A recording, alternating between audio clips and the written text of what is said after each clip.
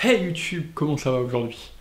Bon, la dernière fois que je vous avais vu dans un format de vidéo similaire, eh bien, je vous avais présenté une méthode de travail qui permettait de tout apprendre, ou tout mémoriser, et surtout, eh bien, de quasiment tout mémoriser sur le long terme. Donc on était sur le côté pratique de la mémoire. Aujourd'hui, eh bien, je voulais vous parler eh bien, du côté théorique de la mémoire, et surtout, eh bien, on va pas aller juste sur la théorie de la mémoire, on va aller sur une théorie qui parle de la capacité qui nous permet d'avoir une mémoire. J'en suis arrivé à m'intéresser à un concept de la chronesthésie. Puis bon, au fur et à mesure de mes recherches, je me suis quand même rendu compte que finalement, ce concept était un peu tordu. Et que au final, bien, bon déjà scientifiquement, il est un peu bancal et pas très scientifique. Et surtout, eh bien, je ne sais pas si c'est réellement intéressant de parler de ça. Mais du coup, j'avais plein d'informations et c'était un peu dommage finalement de tout gâcher finalement. Donc, eh bien, aujourd'hui, on va parler de quelque chose qui est assez proche de la chronesthésie et tout ça. Et on va parler aujourd'hui de la capacité que l'humain a de voyager mentalement dans le temps. Donc, eh bien, au final, on embarque tous dans la DeLorean et on file tous à 88 miles à l'heure. Oh oh, alerte au gogol! Alerte au gogol, les enfants! Bon, j'ai dit que je vous parlais d'une capacité qui permettait la mémoire. La question maintenant, c'est de savoir eh bien, de quelle mémoire on parle. Oui, on a différentes mémoires. Déjà, la première distinction qu'on va faire, eh bien, c'est entre la mémoire à long terme et la mémoire à court terme. Tout est dit dans le nom. Hein. Dans la mémoire à long terme, on a encore une autre distinction entre trois grands types de mémoire. Tout d'abord, on a la mémoire procédurale. C'est celle des habiletés motrices et du savoir-faire. Ensuite, on a la mémoire sémantique, qui elle est la connaissance, on va dire, générale sur le monde. Et puis enfin, on a la mémoire épisodique, qui est celle des événements personnellement vécus. Ce qui m'intéresse, eh bien, c'est la mémoire épisodique. La personne qui a inventé ce concept, c'est ce vieux monsieur-là, Handel Tulving. Oui, vieux monsieur, 92 ans et toujours en vie, félicitations au papy. Mais c'est surtout le crack de la mémoire épisodique, c'est lui qui a inventé ce terme, et donc il pèse dans le game. La mémoire épisodique, comme je l'ai dit, eh bien, c'est la mémoire des événements qui ont été personnellement vécus. Donc ça nous permet eh bien, de nous remémorer, de nous souvenir eh bien, de nos souvenirs finalement. On pourrait aller un peu plus loin dans notre définition et dire que la mémoire épisodique nous permet également d'anticiper et de prédire des événements qui pourraient nous arriver dans notre futur. Ça, c'est le versant prospectif, tandis que eh bien, la partie passée, si on peut dire, eh bien, c'est le versant rétrospectif de la mémoire épisodique. Bref, pour réussir à avoir une mémoire épisodique, il faudrait, selon Tulving, avoir une conscience autonoétique. La conscience autonoétique, c'est quoi? Eh bien, c'est la conscience de soi, de nous-mêmes, donc dans le temps. L'idée, eh bien, c'est que cette conscience nous permet de nous placer sur une échelle du temps, que ce soit dans le passé, mais donc également dans le futur. La conscience autonoétique, elle aurait une cousine, et j'insiste sur aurait, c'est le concept de chronesthésie. La chronesthésie, c'est quoi? Eh bien, c'est notre conscience du temps subjectif en nous. Oui, je sais, la différence entre la conscience autonoétique et la chronesthésie est très subtile. À la limite, c'est pas trop grave si on mélange les deux. Par contre, ce qui est extrêmement intéressant, c'est que la chronesthésie et la conscience autonoétique, si on les combine entre elles, eh bien, normalement, on devrait réussir à pouvoir voyager mentalement dans le temps. Et ça, c'est super intéressant tout simplement pour la mémoire épisodique, tout simplement parce que, eh bien, grâce à cette capacité, on va être capable eh bien, de voyager dans notre passé, donc de nous remémorer des événements de notre passé, mais également de voyager dans notre futur et donc de pouvoir anticiper et prédire notre avenir, entre grands guillemets. Bon, à présent, voyons ce qui se passe dans notre cerveau quand eh bien, on voyage mentalement dans le temps. Et pour ce faire, eh bien, on va utiliser l'IRMF et la TEP. Si jamais je vous mets un lien dans une fiche qui devrait apparaître par ici sur les techniques d'imagerie cérébrale. L'idée, eh bien, c'est qu'on va utiliser cette technique pour voir ce qui se passe dans le cerveau des participants, à qui on va demander, eh bien, dans un premier temps, de penser à un événement de leur passé, et ensuite, eh bien, à imaginer un événement potentiel de leur futur. Plus précisément, on a une équipe de l'université de Umeå en Suède qui a justement été chercher ce qui se passait dans le cerveau des participants quand ils utilisaient leur capacité donc chronesthésique. Mais bon, en réalité, c'est plutôt du voyage mental temporel. Bref, Dans leur expérience, ils ont demandé à leurs participants 6 choses. Tout d'abord, 3 choses concernant l'imagination. Dans un premier temps, ils devaient imaginer, voyager, enfin du moins faire un chemin entre un lieu 1 et un lieu 2, et le faire soit dans le passé, dans le présent ou dans le futur. Ça, ça nous permettait d'avoir l'échelle temporelle, si on peut dire, de notre capacité à imaginer. Ensuite, ils ont demandé à leurs participants de se rappeler avoir réellement fait, dans leur passé donc, ce chemin. Parce que oui, tous les participants avaient déjà effectué ce chemin à pied. Ensuite, ils leur ont demandé 2 tâches contrôle, donc c'était compter 3 par 3 en arrière à partir d'un nombre à 3 chiffres. Et puis ensuite, ils devaient fermer les yeux et ne penser à rien. Ça, c'est juste pour, d'un point de vue méthodologique, ils sont obligés de faire ça. Leur but premier dans leur étude était de voir s'il y avait des différences cérébrales entre quand on demandait aux participants d'imaginer leur passé ou leur futur et quand ils faisaient une tâche d'imagination de maintenant. Je vous montre dans un premier temps les premiers résultats de leurs études. Ici, on voit en rouge les zones qui sont activées lorsqu'on fait une tâche de rappel. Donc quand les participants se rappelaient avoir effectivement, dans leur passé, fait le chemin du lieu 1 au lieu 2. En jaune, ce sont les zones qui sont activées lorsque les participants devaient s'imaginer faire le chemin, mais que ce soit dans le passé, dans le présent ou dans le futur. On voit donc qu'en commun, entre les 2 patterns d'activation, on a surtout un réseau fronto-pariétal qui est activé. Ça signifie donc que ce réseau, il est commun à la fois à la tâche de rappel, mais également à la tâche d'imagination. Pour aller un peu plus loin dans leur étude, ils ont déterminé, du moins ils ont voulu déterminer quelles étaient les zones qui étaient responsables de la capacité de voyager mentalement dans le temps. Pour faire ça, ils ont donc fait une différence d'activation entre lorsque les participants devaient imaginer faire le chemin maintenant, ici et maintenant, enfin du moins maintenant au présent, et entre les tâches qui étaient liées au non présent, donc que ce soit la tâche de rappel donc du passé, mais également la tâche d'imagination, que ce soit dans le passé, mais également dans le futur. Ils ont alors observé une activation du cortex pariétal gauche, du cervelet droit, d'une partie du thalamus bilatéral et enfin du gyrus frontomédian gauche. A noter que je n'ai pas parlé de l'hippocampe. Pourquoi est-ce que je n'ai pas parlé de l'hippocampe ? Tout simplement parce que dans toutes les activités, il était activé. Donc forcément que si on soustrait les activations, l'hippocampe disparaît. L'hypothèse derrière, selon les chercheurs, c'est que l'hippocampe serait lié au message, au contenu de l'imagination, si vous voulez. Alors, c'est un peu plus complexe que ça en réalité, surtout que dans leur étude, ils font une tâche de déplacement spatial. Et on sait que l'hippocampe, il est responsable de notre localisation spatiale dans un lieu donné. Donc là, c'est un biais méthodologique. Forcément que dans leur étude, l'hippocampe va s'activer vu que on se localise dans un lieu, dans un endroit. Mais bon, ça reste tout de même intéressant. Et puis au-delà de ça, forcément que si l'hippocampe est responsable du message, forcément que l'hippocampe il est primordial pour le voyage mental temporel. Tout simplement parce qu'il faut un message, un contenu, quand on voyage à la fois dans le passé, mais également dans le futur. Maintenant, allons du côté comportemental. La question que je me pose, que les chercheurs se sont également posées, c'est est-ce qu'il existe un lien entre notre capacité à voyager mentalement dans le temps et notre système sensorimoteur ? En gros, l'idée, c'est est-ce que nos mouvements, donc notre système sensorimoteur, pourrait traduire notre cognition. Et en l'occurrence, c'est bien notre capacité à voyager mentalement dans le temps. Le paradigme psychologique derrière tout ça, c'est ce qu'on appelle la cognition incarnée. L'idée, assez simplement, c'est que notre capacité, notre système sensorimoteur, serait capable de traduire notre activité cognitive. Spoiler, dans notre cas de voyage mental temporel, oui. Sinon, je vous en parlerai pas, c'est assez logique. On a une équipe de recherche de l'université de Aberdeen en Écosse qui s'est penchée sur la question.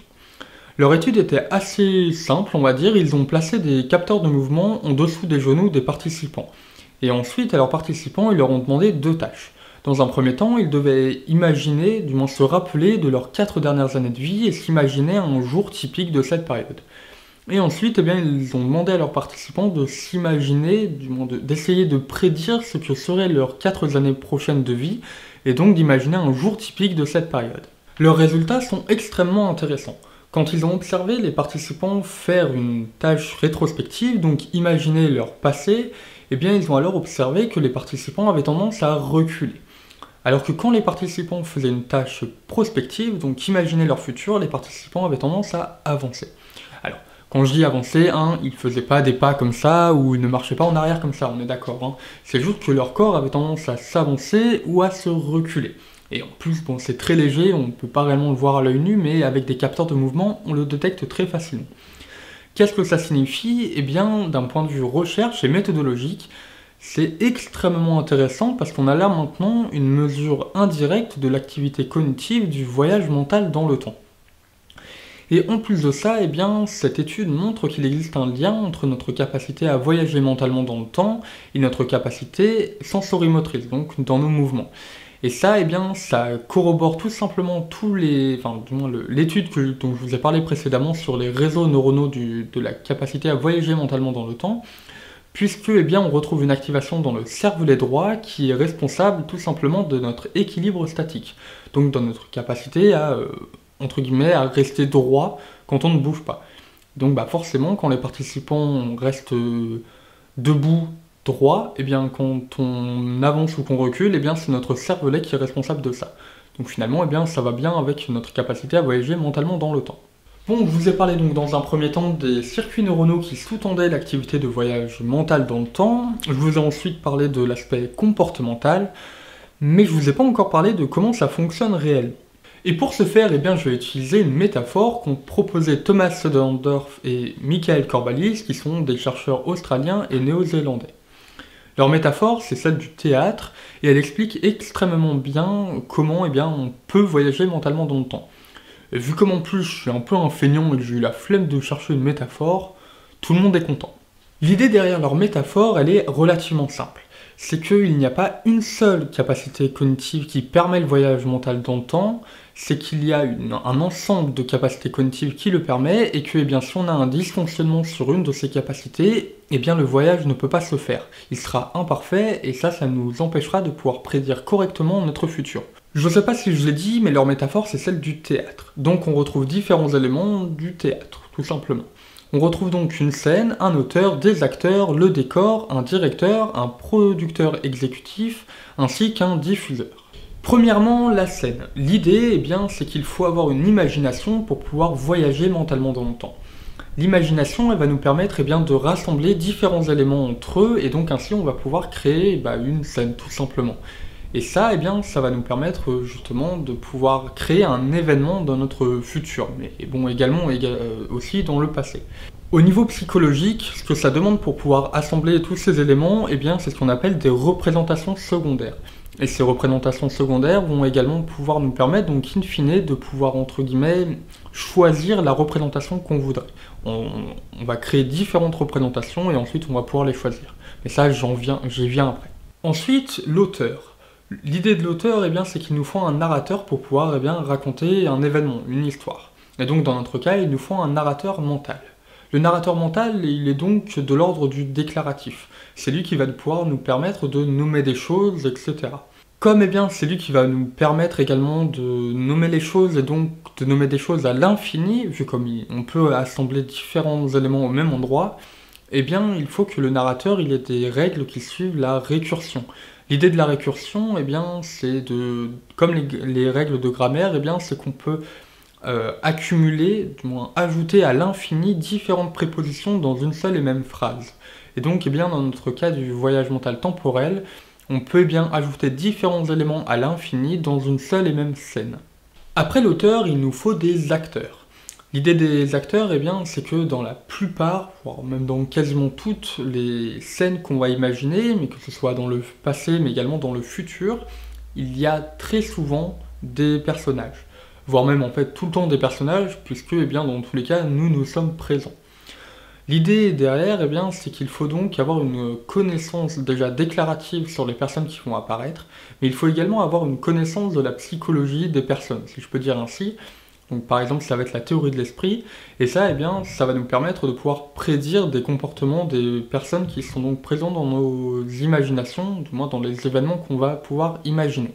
Ça demande également la capacité de pouvoir s'imaginer ces personnes avoir différents comportements possibles. Et ça fait référence au libre arbitre, tout simplement parce que chacun peut suivre le chemin qu'il veut.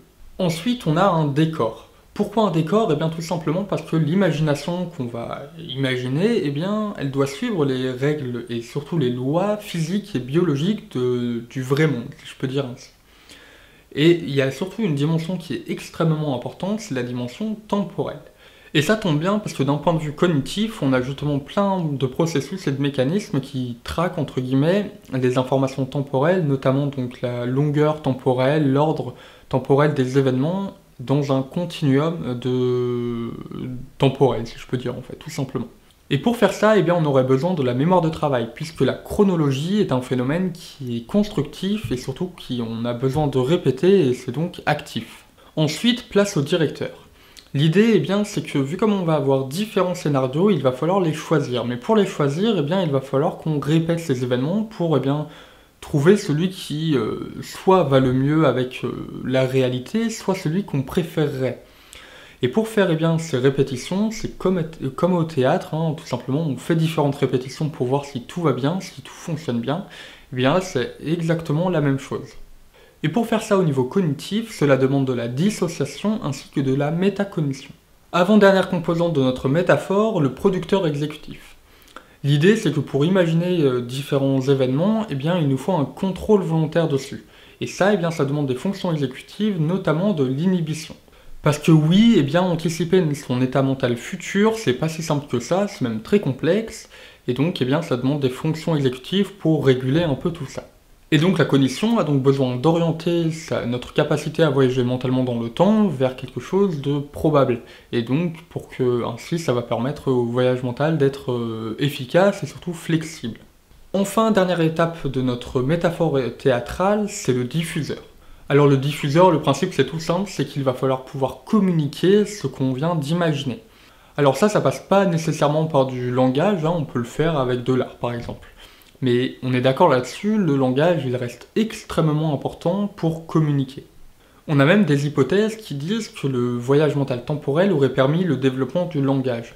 Et si cette hypothèse elle est correcte, ça pourrait expliquer potentiellement pourquoi est-ce que le langage est unique à l'être humain. Tout simplement parce qu'il est pensé, on a quelques preuves qui vont un peu dans ce sens-là et d'autres qui ne le vont pas, mais on pense que le voyage mental temporel est unique à l'espèce humaine. Pourquoi j'ai dit qu'il y a des preuves qui vont pas réellement dans ce sens? Tout simplement parce que pour certains animaux, on a des preuves comportementales que ces animaux prennent en compte le futur pour avoir des comportements présents. Maintenant, la question qui nous reste à répondre, c'est de savoir est-ce que le voyage mental temporel qu'on observe chez les animaux non humains est le même que celui qu'on observe chez nous. C'est tellement fin d'un point de vue comportement et processus que la question est extrêmement compliquée à répondre. Mais donc la métaphore théâtrale elle nous permet de voir que la capacité à voyager mentalement, c'est une constellation, si on peut dire, de fonctions cognitives, et ce n'est pas qu'une seule et même fonction. Maintenant, pour finir la vidéo, je voulais vous présenter une hypothèse qu'a émis Handel Tulving sur la chronesthésie, et que plus globalement on peut appliquer au voyage mental temporel. Bon, je suis pas forcément le plus grand fan d'Handel Tulving, alors il a été incroyable concernant la mémoire épisodique. Et un problème que j'ai avec lui, c'est qu'il a toujours cherché à trouver quelque chose qui était unique à l'espèce humaine, et donc à toujours vouloir chercher à nous rendre uniques. Ça me dérange un peu personnellement, mais voilà, à la limite c'est pas trop grave. Pourquoi je vous dis ça? Tout simplement parce que l'hypothèse que je vous propose, elle est en plein là-dedans, donc c'est plutôt paradoxal, mais elle est, je la trouve extrêmement intéressante et elle m'intrigue énormément.